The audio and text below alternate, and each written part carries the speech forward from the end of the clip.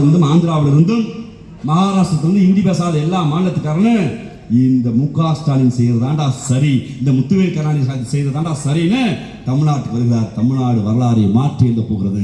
மோடி என்கிற வித்தைக்காரருடைய வேஷம், மோடி என்கிற ஏமாத்துக்காரருடைய வேஷம் இந்தியாவில் எங்கே வேணாலும் செல்லலாம். ஹிட்லர் என்கிற கொடுகோலன் இருந்தான். அந்த கொடுகோலன் உலகம் முழுக்க வென்றான், உலகம் முழுக்க பயணப்பட்டான். தான் பேசுகிற ஜெர்மானிய மொழிதான் பெரிய மொழி என்று இருமா பண்ணிட்டான். தான் தான் உலகில் பெரிய இனம் என்று சொன்னான். அவன் தன் கையில் எடுத்த ஆயுதங்களை வைத்துக் கொண்டு எல்லோரையும் கொலை செய்தான். ஒரு பிரம்ம பிடித்த ஒரு மனநோய்க்கு உள்ளான ஹிட்லர் அதிகார திமிரில் ஆடினான். பக்கத்தில் இருக்கிற ஜெர்மனியை வென்றுவிட்டு சுவிட்சர்லாந்தை வென்றான், டென்மார்க்கை வென்றான், நார்வே வென்றான், துருக்கியை வென்றான். பல நாடுகளை வென்று தான் வீரன் என்று பேசிய ஹிட்லர் ரஷ்யாவுக்கு உள்ளே வந்தான். ரஷ்யாவுக்கு உள்ளே வரும்போது உள்ளே ஜோசப் ஸ்டாலின் தலைவர் இருந்தான். ஜோசப் ஸ்டாலின் என்ற தலைவர் கையில் ஒரு தத்துவம் இருந்தது. பொது உடைமையின் தந்தை கார்ல் மார்க்ஸ் அவர்கள் கொடுத்த அந்த தத்துவம் கையில் இருந்தது. ஹிட்லர் கையில் துப்பாக்கி இருந்தது. துவக்குக்கும் தத்துவத்துக்கும் சண்டை வந்தது.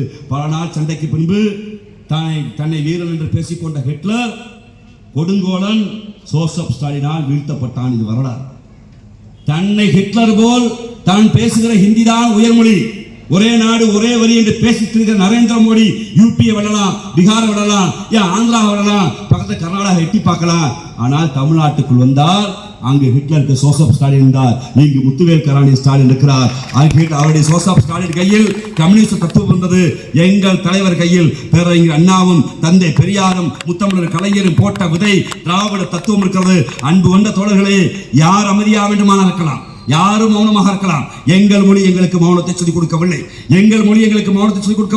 எங்கள் இனம் வரலாற்றில் அவர்கள் வெள்ளையர்கள், அவர்கள் ஆரோக்கியமானவர்கள் சொன்னபோது கருப்பாக இருக்கிற என் இனம் நான் பூர்வ குடி என்று என் மண்ணை விட்டு முடியாது. அந்த வேலையைதான் உங்கள் முதலமைச்சர், உங்கள் துணை முதலமைச்சர், உங்கள் மாவட்ட கழகத்தின் செயலாளர், உங்கள் கருப்பு சோப்பு துண்டைப்பதற்கு இந்த தொண்டன் செய்கிறான். அந்த தொடர் பிரச்சாரத்தை செய்வோம். வாய்ப்புக்கு நன்றி, வணக்கம்.